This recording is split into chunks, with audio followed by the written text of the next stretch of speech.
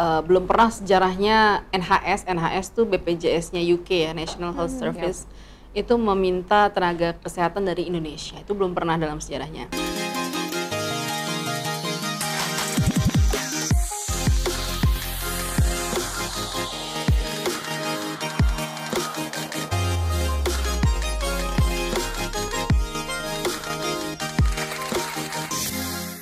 Mbak Yunita, hari ini kan kita memperingati Hari Pendidikan Nasional nih. Betul. Jadi hari ini kita mau ngobrol bareng Kak Devani, founder dari Transformi. Oh, wow. Iya, pas banget ya Hari Pendidikan Nasional Iya, ya, pas karena Hari Pendidikan Transformi Nasional. ini fokusnya pada pengembangan individu dan edukasi berbasis transformasi digital nih. Oh, the right Iya. topic to talk hari ini ya. Iya, berarti. karena pasti Luar banyak biasa. banget insight dari Kak Devani ini. Khususnya untuk dunia pendidikan. Betul. Ini kita kayak langsung aja nggak sih? Oke, Langsung siapa aja. takut. Halo. Halo, Kak Hai. Devani. Bagaimana hari ini? Apa kabar dunia? Apa kabar dunia pendidikan? Iya, betul. Dunia pendidikan selalu menjadi topik yang hangat Hangat ya, ya, betul. untuk terus Iya, dibahas. betul. Karena dampaknya sangat besar dan nggak pernah mudah gitu untuk dibenahi, untuk diurus sama siapapun begitu. Selalu ada aja yang terbaru, terupdate. Challenge-nya lebih Tantangan. banyak. Betul, Betul, tantangannya ya, apalagi di Indonesia ini nggak sih Kak? betul. Kak Devani ya, Yes. betul, betul. Oke, nah itu dia kenapa aku mau tanya. Kenapa bisa mulai dari pendidikan, Kak Devani? Iya, jadi dari dulu tuh memang cita-citanya pengen jadi guru. Oh iya. Iya, dari masih kecil. Kenapa sih mau jadi guru? Tanam ya. Iya, nggak tahu seneng itu Ngajarin orang. Iya, storytelling benar-benar. Emang saya senang. Lagi-lagi ya storytelling. Iya. Oke, karena Saya senang ngajarin ibu-ibu orang. ini tuh banyak Bahasanya banget itu ya. aku dapat storytelling dari orang-orang yang Iya. di sektornya berbeda-beda. Iya. Ternyata di pendidikan juga penting. Ya? Jadi dulu aku punya adik gitu, kalau belajar itu kita bedanya 6 tahun, semua yang ngajarin dari SD, SMP, sampai SMA tuh aku. Oh iya. Jadi emang punya kesukaan gitu. Jadi kalau main-mainan itu orang dokter-dokteran atau yang lain, saya mainnya tuh pasti Skillnya guru-guruan. sudah tertanam sejak Dari dini. kecil, iya. Mainnya apa? Guru-guruan. Iya, benar. Orang-orang maunya jadi dokter, Iya. kalau Kak Devani jadi guru. Iya, masih Benar. Sejak dini. Dari Iya dulu. kan? Iya, nah kemudian dulu kan image-nya guru tuh mungkin sampai sekarang juga ya gajinya kecil gitu. Jadi kata orang tua tuh jadi dosen aja, kalau dosen much better gitu. Oke. Akhirnya berubah lagi mimpi jadi dosen, tapi nggak jauh-jauh di dunia pendidikan. Oh berarti sekarang jadi Sekarang dosen? dosen? Ya dulunya asisten dosen di UI. Oh, wow. Pertama kali mengawali karir di sana. Kemudian karena anaknya nggak bisa diem gitu ya, jadi kemudian pengen terjun di dunia bisnis. Nah bisnis apa? Tentunya bisnis kan yang paling dekat sama kesenangan kita gitu. Berarti bisnis lah di dunia pendidikan. Iya betul. Jadi kalau dulu lama berkecimpung di dunia pendidikan tinggi di kampus selama 10 tahun. Nah, sekarang tahun. iya Wow, 10 lama ya. tahun iya. Sekarang akhirnya berpikir bahwa dunia informal tuh juga jauh lebih penting sebenarnya. Pendidikan pelatihan yang sifatnya non formal gitu ya. Jadi Betul bukan banget. bukan yang bertitel D3, S1, S2 tapi yang cukup sertifikasi, cukup short course saja bisa dapat banyak skill dan Kegiatan-kegiatan yang pengalaman. bersertifikasi. Betul sekali. Gitu. Akhirnya mulai membantu teman-teman yang mau sekolah ke luar negeri. Oh gitu. Ya, karena waktu zamannya saya tuh informasi tentang sekolah keluar tuh sangat terbatas. Minim banget. Zamanku Ya, juga dulu. terus banyak yang nggak punya aksesnya gitu ke sana gitu ya. Jadi kalau bukan anaknya siapa tuh kayaknya nggak bakal tahu Susah gitu. ya, susah dikabur dulu gitu ya kan. Benar. Sampai Jadi sekarang nggak tuh? Sampai sekarang? udah mulai banyak Sudah sekarang mulai banyak platformnya. Ya, tapi kalau dulu itu kan memang kesannya tuh yang tahu itu hanya anaknya dirjen, Betul. misalnya anaknya atas pendidikan, anak menteri kayak rektor, gitu. Iya, anak gitu-gitu rektor ya. betul, dekan, profesor Betul. gitu. Jadi akhirnya saya mulai mau membantu teman-teman. Dari awal kesenangan itu aja, awalnya for free gitu ya, pro bono, jadi ngasih essay checking gratis gitu, sampai akhirnya tadinya, ya berawalnya. Berawal. Iya, sampai Iseng-iseng berhadiah. benar. Kan katanya kalau bisnis gitu ya kita kasih yang gratisnya dulu kan gitu betul. kan. Nanti sudah terlihat traction baru kita kasih harga kan gitu. Nah saya berawal dari situ. Alhamdulillahnya klien-klien itu pada tembus tuh ke berbagai belahan dunia melalui beasiswa.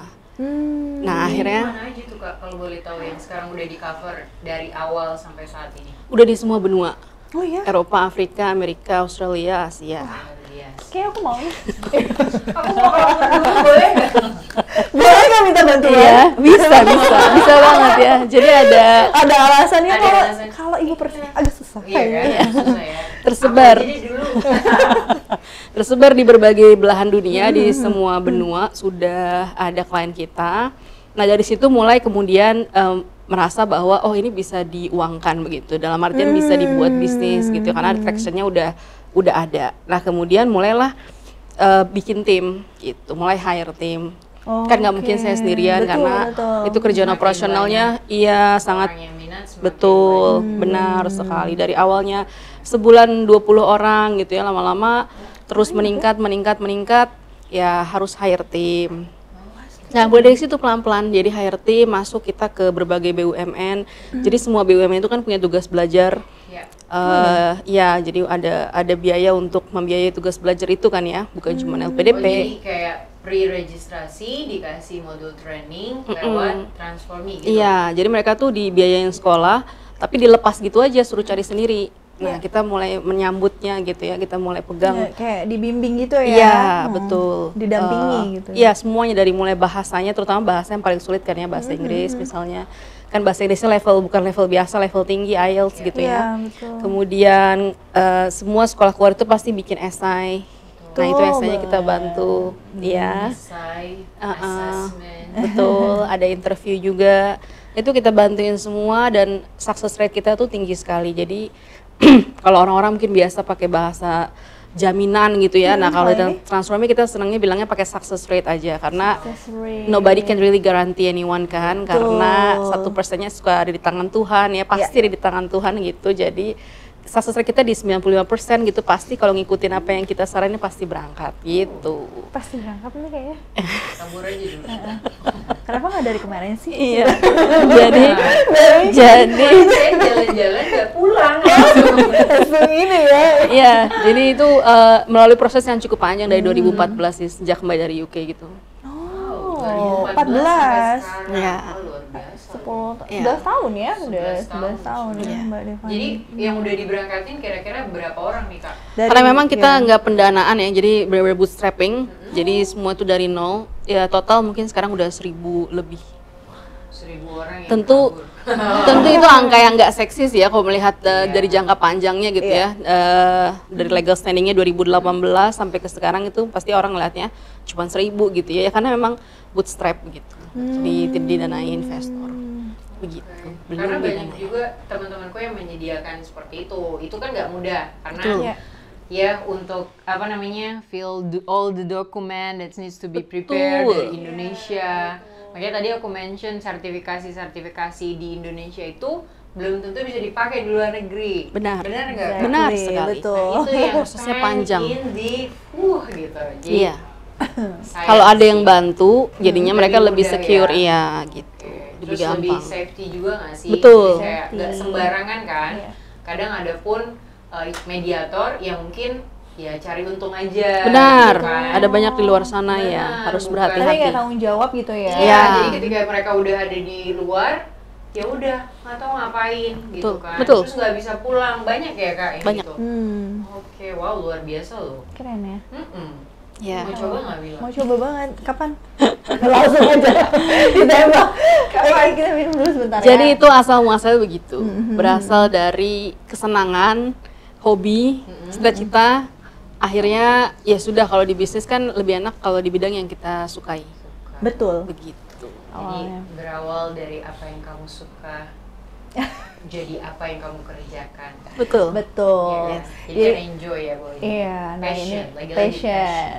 Oke. Kita beda-beda passion berarti ini. Iya. Betul. Kita dari berbagai macam passion. Education, IT, Mm-mm. creative industry. Makanya Oke. kita hari ini di sini kan. Betul. Nah, karena ini mumpung nih ya kita sedang memperingati Hari Pendidikan Nasional. Boleh dong Kak Devani ceritain sedikit nih gimana sih Kak Devani ini melihat makna pendidikan di era sekarang?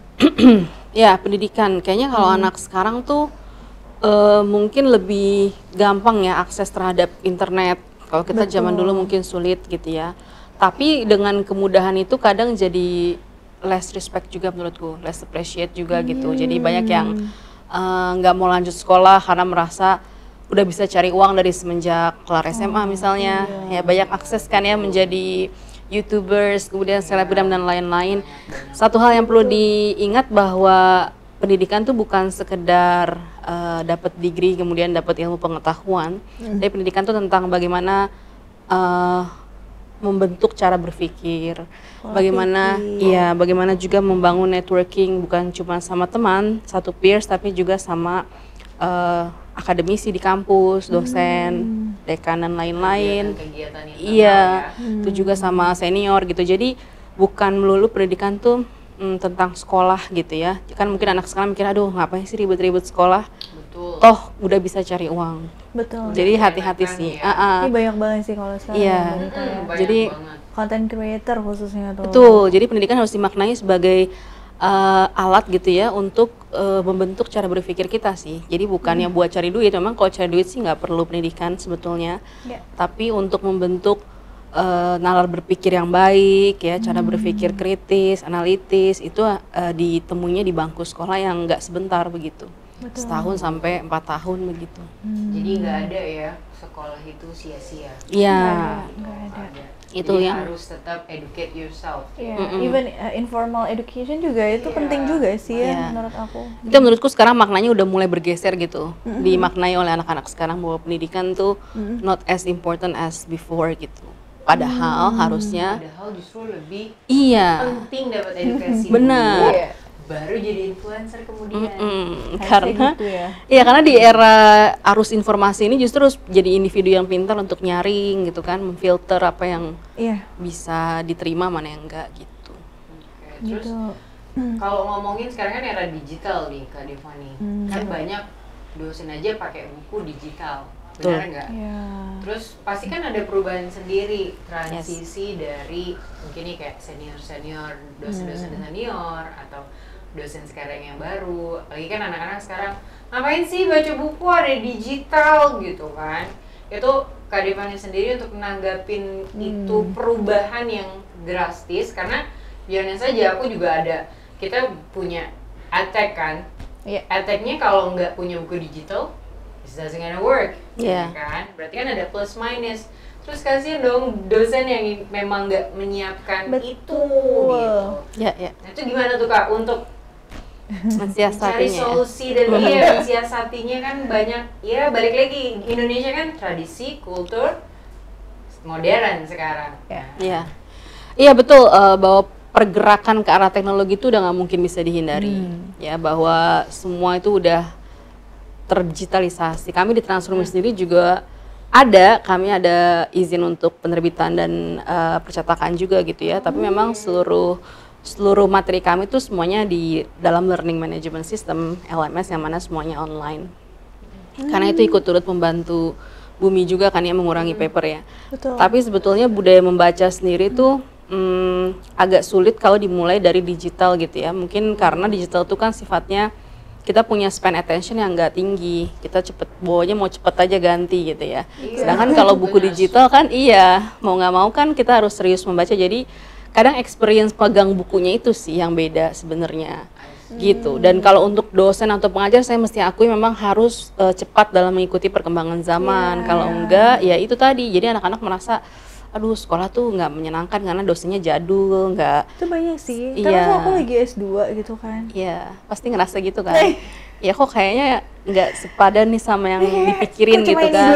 Iya gitu, teori-teori gitu. Jadi memang dosen juga harus segera catch up dengan perkembangan. Iya, mencari materi di YouTube gitu, yang ngikutin sesuai seperti yang anak-anak sekarang lalui begitu. Dan yang saya sering banget bandingin gitu ya, sistem pendidikan di Indonesia dengan di luar itu, kalau di Indonesia tuh kita cenderung memakai buku yang udah puluhan tahun gitu ya, masih dipakai gitu ya. Kalau di luar kan mereka ada batasnya 10 tahun maksimum. Itu mereka udah nggak pakai lagi, kecuali itu yang buku panduan gitu ya, seperti buku kitabnya lah itu baru masih dipakai. Tapi kalau enggak, mereka harus terus memperbarui gitu. Tapi ini semua kayak kalau dijabarin tuh masalahnya kompleks lagi, nanti balik lagi ke masalah gaji dosen dan lain-lain gitu. Apakah sepadan dengan dia harus baca buku baru lagi, harus catch up. Ya? Iya kayak gitu. Jadi kayak masalahnya komprehensif, mau dimulai dari mana dulu nih gitu. Cuman memang ya sebagai pendidik tuh harusnya memang catch up sih gitu. Harus adaptif sih ya. Kan? Betul. Belum Iya. Ganti lagi. Belum lihat cara pengajaran tools. Buat diskusi aja sih Banita. Aku nih kan sekarang lagi terusin kuliah ya. Jadi setiap kita dikasih tes nih ujian. Ini maksudnya ini aja ya, ini diskusi kasih ujian. Nggak boleh gitu kita tuh pakai ChatGPT karena pasti dosen akan men-trigger apa sih namanya? Mendetek itulah dia pakai apa sih AI plagiarism. Iya, kayak gitu. Tapi kan maksudnya ini zaman digital, kita masa disuruh nggak boleh pakai AI walaupun kita kayak kerangkanya aja kita pakai AI, tapi kan tetap ada jawaban pemikiran kita sendiri. Nah, itu tuh dunia pendidikan ini masih kayak gitu loh menurut aku. Kalau menurut aku sih kayaknya salah deh. Benar. Nggak tahu sih ya kalau dari Kak Devani. Kayak dulu juga kita kan diharamkan banget ngelihat Wikipedia ya. Nah itu padahal ngobrol gitu kan. Harus baca buku. Iya. Padahal sampai sekarang sampai sekarang tuh Wikipedia masih ada gitu ya. Jadi nggak di-ban juga. Jadi sebenarnya memang harusnya alat-alat itu tuh membantu. Jadi misalnya kayak mencari jawaban untuk trigger kita di awal pakai ChatGPT nggak apa-apa, tapi bener-bener plek-ketiplek ChatGPT itu nggak boleh kan gitu. Jadi sebenarnya dia jadi alat tools saja sebenarnya gitu. Kalau di kerjaan aku malah sekarang nyaranin tim aku untuk pakai ChatGPT karena biar nggak dari nol. Misalnya kayak suruh bikin skeleton framework ini ya, apa silabus gitu. ChatGPT dulu aja, nanti dirapihin kayak gitu. Iya, kita kembangkan sendiri. Iya, daripada kita ngetik ulang gitu kan dari buku apa.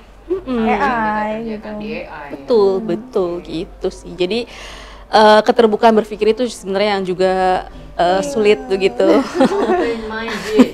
Harus dari segala holistik gitu ya, dari segala dosennya, kampusnya gitu, peraturannya gitu sih.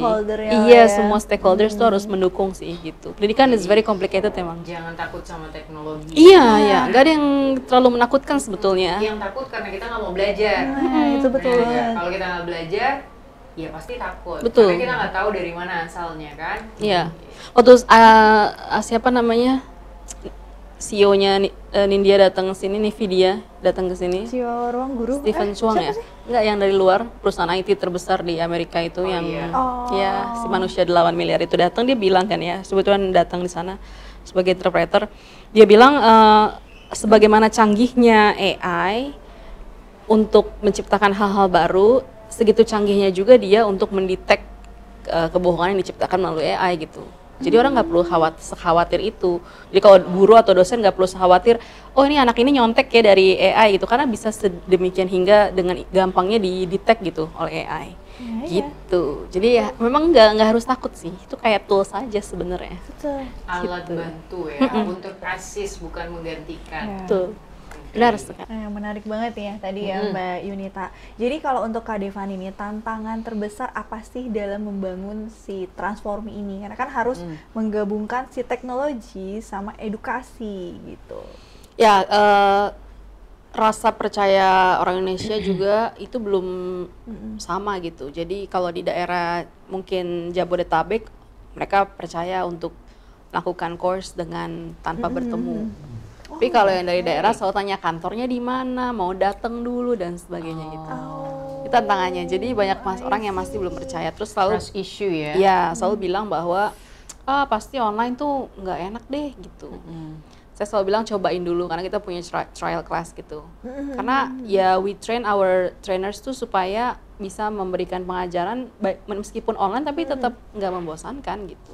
Kita paduin semua sama YouTube sama video yang kita punya gitu. Jadi itu tantangannya. Jadi benar-benar mendidik orang Indonesia, bahkan sampai BUMN sekalipun gitu ya. Itu sering sekali yang selalu bertanya gitu, ini bisa ke kantor nggak gitu. Padahal itu hal-hal yang sifatnya tuh nggak perlu ke kantor gitu. Kita udah bantu ribuan orang tuh semua nggak ada yang ketemu gitu. Balik lagi ya, culture gap-nya tuh masih ada banget ya.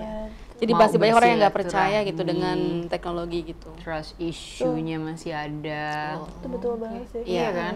Entah karena less experience atau karena pernah justru mengalami hal yang Mengalami hal yang serupa, nggak diinginkan, iya, terus iya. tapi nggak enak kayak gitu misalnya. Tantangan terbesar itu sih, meyakinkan orang.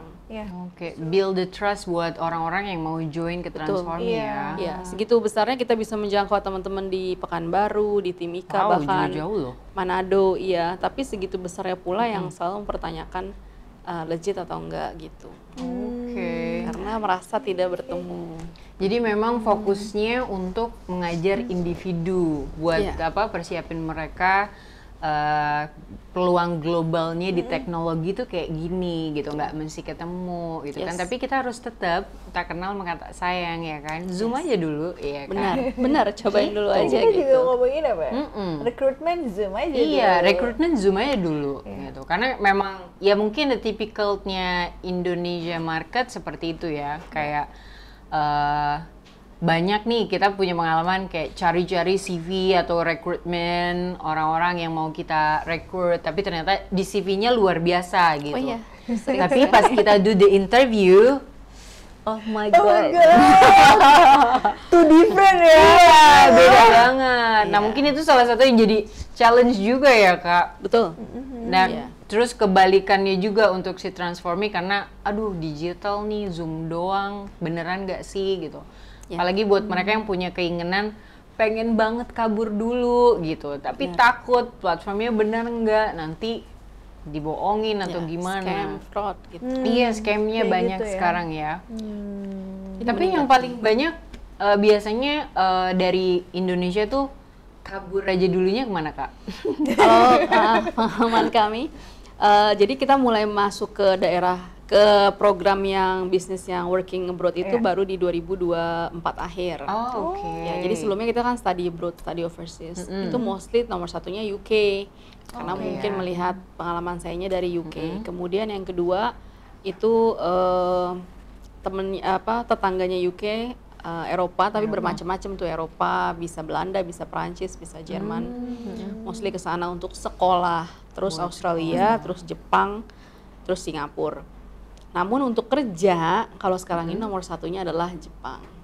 Jadi yang udah kehabisan tenaga kerja itu manusia produktif Manusia ya. produktif, Iya itu Jepang, Jepang. ya. Itu berbagai sektor tuh Jepang kayak Paling besar ya. iya, dan selalu membuka tangan opportunity-nya. untuk menerima gitu.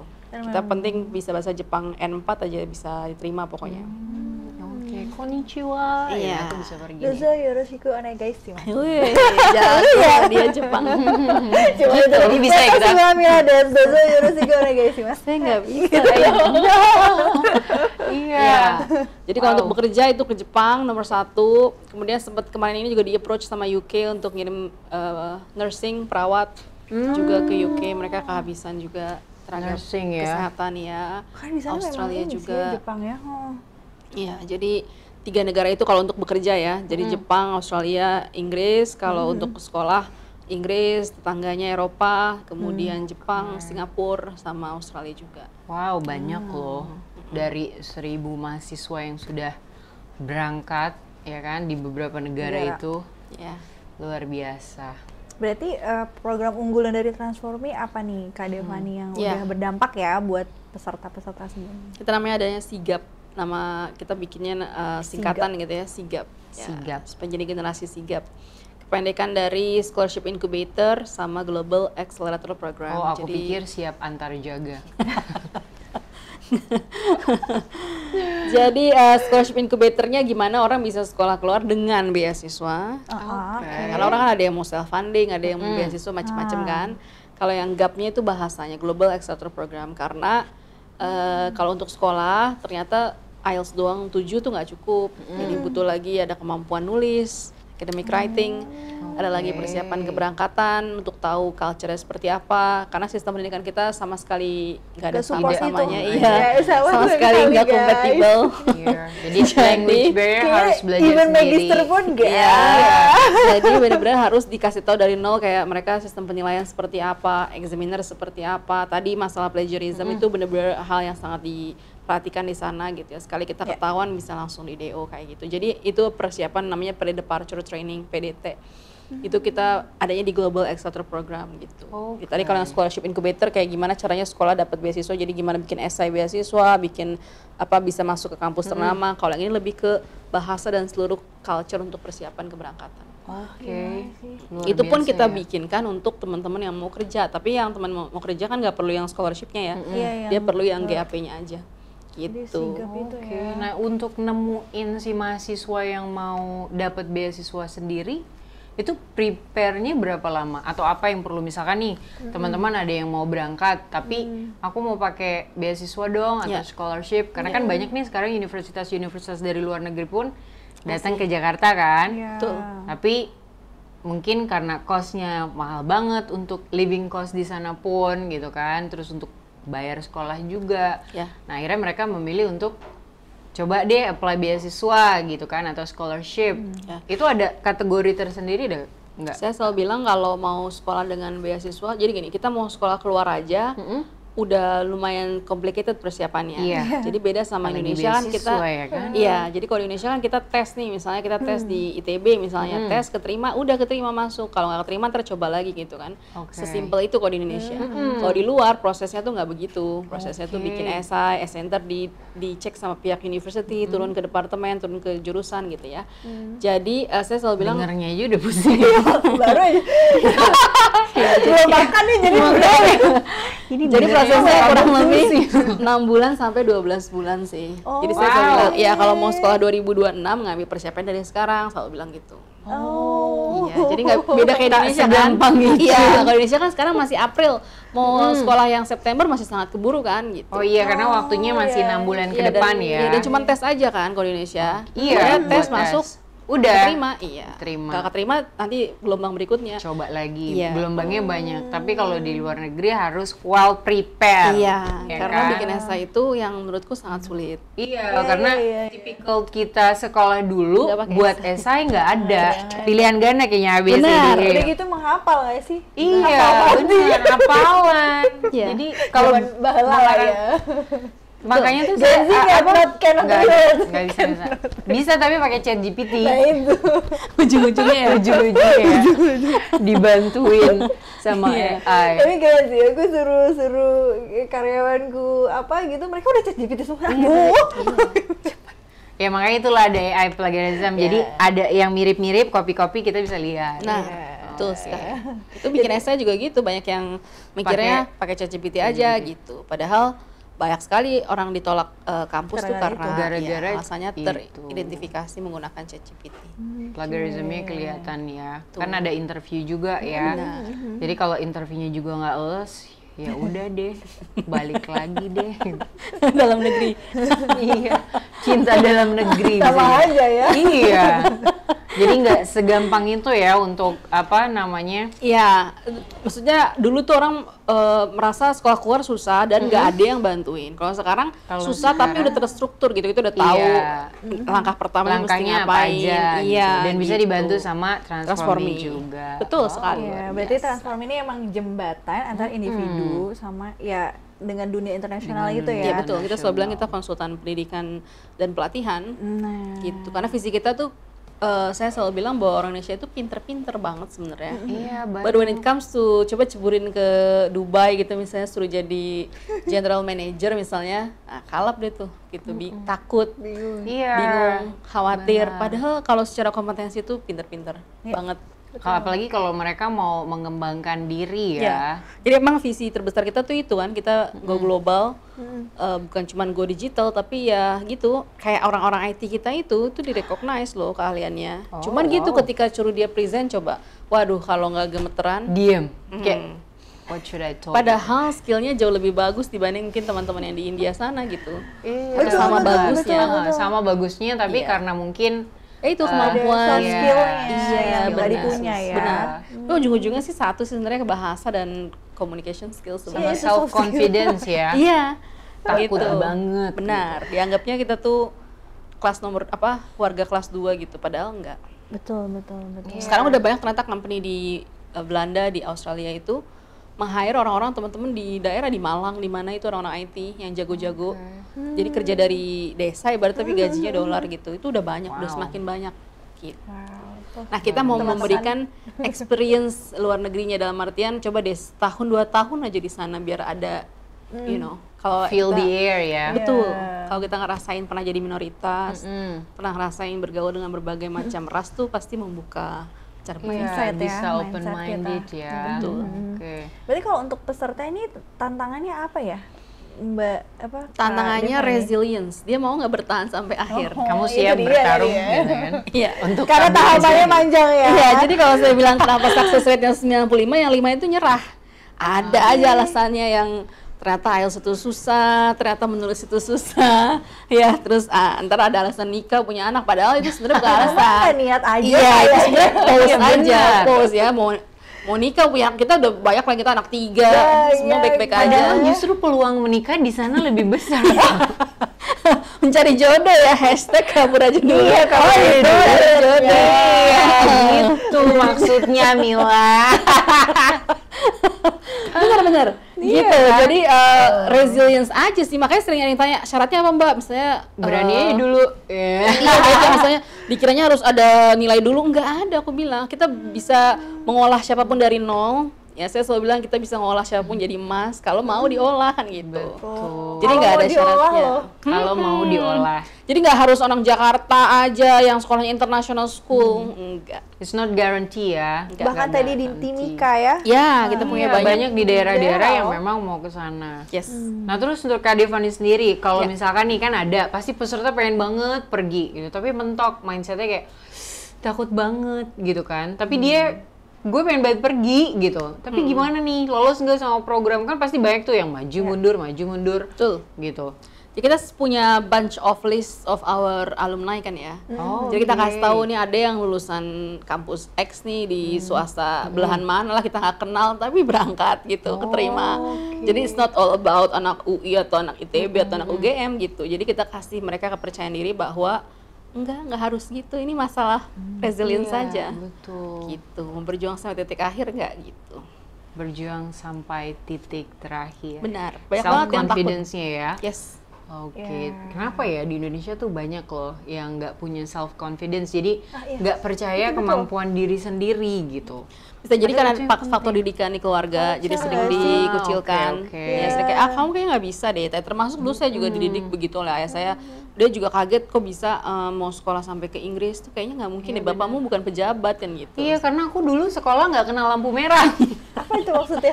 nggak pernah ngelewatin lampu merah, jadi bener-bener yang ada di deket rumah aja boleh sekolahnya. Iya. Oh my boleh god. jauh. Oh iya. Iya, Aku kan? dulu waktu Iya, mau masuk SD, kuliah, yang nggak boleh, yang Nggak namanya di boleh. Jogja, di UGM, padahal udah diterima. Iya, benar. Sama, aku udah diterima, ya kemana jauh. Iya. Ngapain sih sekolah jauh-jauh, pasti Iya. gitu. Kan jadi kita ngedown kan, yang udah pede mau berangkat, Tapi iya ya juga udah. ya. Jadi Iya. mikir lagi, mikir dari ulang, nggak bisa ini, nggak bisa itu. Jadi ya udahlah, itu sudah tertanam berarti Benar, ya kan. benar. Yang kedua karena faktor budaya kita juga, kita tuh orangnya kan nggak enakan gitu ya. Oh, Jadi kayaknya people kalau mau pleaser, nonjol, iya. ya. Contoh di kelas aja misalnya, siapa yang mau nanya, itu pasti lama banget nungguin orang yang mau nanya tuh. Iya, nggak ada barang. Iya, problem. sedangkan Iya, kalau iya. di luar dosen belum selesai udah angkat tangan gitu kan, dosen belum selesai udah Iya. angkat tangan, mereka mau mengkritisi apa yang disampaikan atau mau nanya gitu. Dan bagi dia inilah privilege-nya orang akademisi gitu ya, berpendidikan kan ya itu privilege ya. Tapi kalau kita mindsetnya kan, aduh nanya tuh ntar dikira nyebelin gak ya gitu. Iya, Nyebelin ntar kan, dia bodoh. bilangnya, Cari aduh gue nanya perhatian mulu ya. Iya, gitu. bener. Ini apa sih nanya mulu, gak selesai-selesai deh jamnya Dan kesannya gitu kan. pasti yang nanya itu bodoh kan, pasti Iya. deh.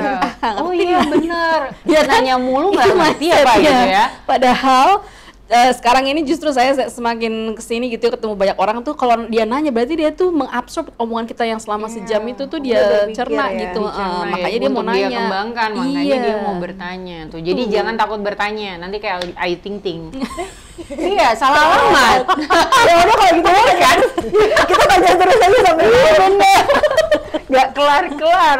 Dan itu budaya yang sangat susah banget menurutku untuk breakingnya gitu. Jadi Iya, itu iya. jadi salah satu tantangan malah untuk calon-calon kandidat yang mau berangkat. Kalau aku bilangnya budaya inferior, kalau bule biasanya nyebutnya humble, you are very humble gitu. Padahal bukannya humble sih. Aku sering dibilang itu benar inferior. Iya, aku sering dibilang gitu, you are too kind, you are too humble, gitu kan. You let your emotional involved. Nah, padahal kalau di sana harusnya ya udah lo gue gitu. Tapi kan ya mungkin karena culture-nya kita kayak gitu, to welcoming people, try to care with them. Tapi kalau di sana lebih kayak different kind of meaning senior, junior. Itu dia. Kamu senior apa junior? Kayak aku tuh selalu jadi junior. Padahal usia bertambah terus, guys. Kan forever young, ya sih. Nah, ini gimana sih Kak Devani nih cara Transformi memastikan program-programnya itu tetap relevan gitu sama kebutuhan sekarang? Yang pasti kita selalu ngikutin perkembangan bukan cuma di Indonesia tapi di dunia. Ya misalnya ya itu tadi, misalnya saya dengar bahwa belum pernah sejarahnya NHS tuh BPJS-nya UK ya, National Health Service, itu meminta tenaga kesehatan dari Indonesia. Itu belum pernah dalam sejarahnya. Berarti berarti kan sekarang tuh ada pergeseran bahwa mereka lebih menerima teman-teman dari Asia karena dia udah keluar dari European Union, sehingga mereka daripada nge-hire teman-teman dari Poland atau Perancis yang butuh visa lagi, ya mendingan sekalian dari Asia kayak gitu. Itu jadi kita mengikuti perkembangan dunia gitu, kita tahu. Terus sekarang juga masalah skilled workers ini banyak sekali lembaga-lembaga yang membiayai keberangkatannya atau trainingnya gitu. Mereka udah lebih aware ya. Iya, karena mereka tahu bahwa kita punya skill yang bagus, tapi kita ya gitu terbatas biaya di biaya pelatihannya, tadi sertifikasi yang belum diakuin di dunia, kemudian biaya untuk keberangkatan dan lain-lain, sehingga mereka mau membiayai. Jadi cara saya untuk keep up tuh adalah terus melihat perkembangan dunia ini gitu. Dunia tuh sekarang lagi pada beralih ke Asia nih gitu. Apapun itu, baik itu perdagangan. Saya jadi target sasaran. Iya, itu apa? Kita harus keep up sama itu ya. Jadi sayang banget SDM kita ini kalau nggak bisa memanfaatkan momentum ini. Betul banget. That's the moment buat anak-anak muda di sana. Ini momennya untuk kalian berkembang. This is the right time. Iya, the right time karena semua mata tertuju pada Asia. Betul. Iya kan? Supposed to be proud to be Asia ya kan? Apalagi Indonesia. Gitu. Benar. Iya kan? Nah, ini kan banyak nih platform-platform yang sama seperti Transformi gitu. Betul. Nah, Kak Devani sendiri untuk menjaga persaingan super ketat di dunia digital ini, apalagi banyak nih pakai platform ini aja, ngapain pakai ini gitu. Ya. Nomor satu pelayanan, karena kita jual jasa. I see. Jadi once people sign up to our course, kita kasih seluruhnya. Jadi nggak ada lagi hidden agenda gitu ya kan, kadang beberapa platform tuh ada hidden agendanya. Kalau mau ke yang ini ada lagi kos tambahan ya. Betul. Ada lagi kos tambahan gitu ya. Semua harus transparan, di Transformi semua transparan ya. Iya kan. Jadi kalau saya lebih mengutamakan service, once people sign up, kita jamin selagi dia ngikutin apa yang kita arahkan gitu ya, pasti berangkat dalam waktu 12 month maksimum gitu. Maximum 12 months. Iya, banyak yang less than gitu, baru 6 bulan udah dapet, 5 bulan udah dapet gitu ya. Jadi itu, cuman kan masalahnya manusia tuh selalu terpaku terini sama kesibukan ya. Iya. Iya, karena kan yang join course kita tuh usianya di 30 plus, yang mana itu usia-usia produktif lagi nyari duit kan. Nah, itu kan justru kita ada untuk membantu dia supaya dia nggak lagi chaos atau scattered mesti mulai dari mana. Cuman ya untuk mengikuti course-course-nya itu dia biasanya takes time. Iya, gitu kan? Alasannya selalu pekerjaan. Takes a lot of time juga. Iya, and jadi effortnya juga ada. Dia harus ada komitmen itu, karena once orang sign up juga kita minta tanda tangan kontrak untuk komitmen begitu. Supaya ya mereka tembus, karena kita pengen semuanya juga berangkat. Iya. Betul. Harus komit sama diri sendiri ya. Iya. Jadi kita memang nggak gila-gila di canggihan apa gitu dari teknologi yang kita pakai ya, masih standar aja learning management system online, tapi pelayanan itu sih nomor satu. Jadi modul yang kita pakai itu memang itu ibaratnya udah terstandarisasi, udah terbukti membantu ribuan orang gitu. Oh wow. Ya, itu bahkan mau kita license kan ke Singapura sih, di Singapura supaya lebih secure. Kenapa di Singapura? Kenapa di Singapura? Sama kayak kan lagi-lagi it's much easy ya kan. Kayak yang airlines itu nggak sih? Iya dong. Iya, padahal negara kita sebelahan ya. Tapi in term of dokumen di sini, oh my goodness. Birokrasi sekali lagi. Iya. Sobat kasih tahu. Makanya. Langsung aja dibuka di sini. Sedih kan? Padahal kita so much opportunity buat negara manapun pengen datang ke Indonesia, tapi karena banyak banget prosesnya terlalu panjang. Jadi even kita juga pilih lebih baik di luar yang lebih gampang. Iya, pada dasarnya ketika modul itu kan aset kita ya, kita nggak punya gedung, kita nggak punya apa kendaraan atau apa segala macam, transformikan jasa. Jadi asetnya kan hak kekayaan intelektual property IP. Itu kalau di Indonesia kalau sampai ditiru ya kita nggak bisa ada kekuatan hukum. Betul. Ya se-level ngegugat aja, tapi kita nggak tahu juga di mana. Tapi kalau di Singapura itu dilindungi dan itu menjadi gerbang untuk nantinya dijual ke negara berkembang lain, misalnya ke Kamboja, ke Vietnam. Jadi license-nya pakem ya, tidak bisa disalahgunakan dengan platform yang lain. Tuh, udah jelas kan, sertifikasinya ada, license-nya ada. Kapan lagi? Mau kabur? Sampai kabur terus nih kayaknya nih. Karena kemarin aku baru kabur, terus dipanggil lagi. Jadi kayak kapan gitu kabur lagi? Makanya kesempatan untuk kaburnya itu kecil. Benar ya. Iya kan? Karena kalau kita udah kesana tuh kayak lihat banyak negara berkembang aja udah segitu bagusnya gitu. Betul. Tapi kenapa negara kita gagal move on gitu loh? Kan sayang kan? Sayang banget. Betul. Oke, berarti terakhir nih Kak Devani, apa sih harapan Kak Devani untuk pendidikan Indonesia ke depannya? Ya, bicara pendidikan isu yang sangat kompleks dan nggak bisa dibebankan hanya kepada satu pihak, misalnya pemerintah.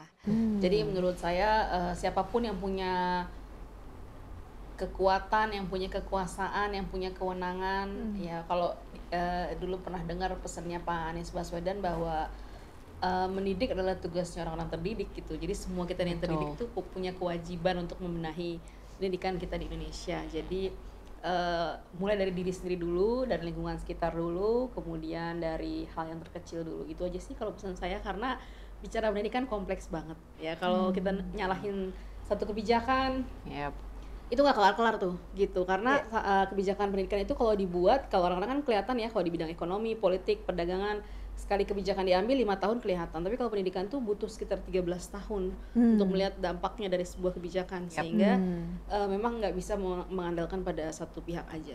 Jadi teman-teman sekarang saya minta tolong juga, selagi kita punya kekuatan, kita punya daya gitu ya, digunakan untuk membantu sesama dalam bidang pendidikan gitu. Luar biasa. Terima kasih banyak loh. Iya. Kita juga terima kasih banyak sama Kak Devani ya kan. Jadi pendidikan itu ternyata sektornya banyak ya kan. Dan bukan, kita nggak bisa judge educator aja atau institut atau lembaga-lembaga yang di dunia pendidikan itu involved. Itu harus dari siapapun termasuk pendidikan ini guys. Iya, kita kan educate kan, kita educate people untuk lebih aware, kasih informasi yang mendidik, ya kan, bukan cuma viral atau dari digital atau apa, tapi yang memang lebih penting untuk diedukasi. Apalagi kayak orang tua juga kan, awalnya lingkungan. Wah banyak deh pokoknya kalau ngomongin pendidikan nggak selesai-selesai deh. Iya betul.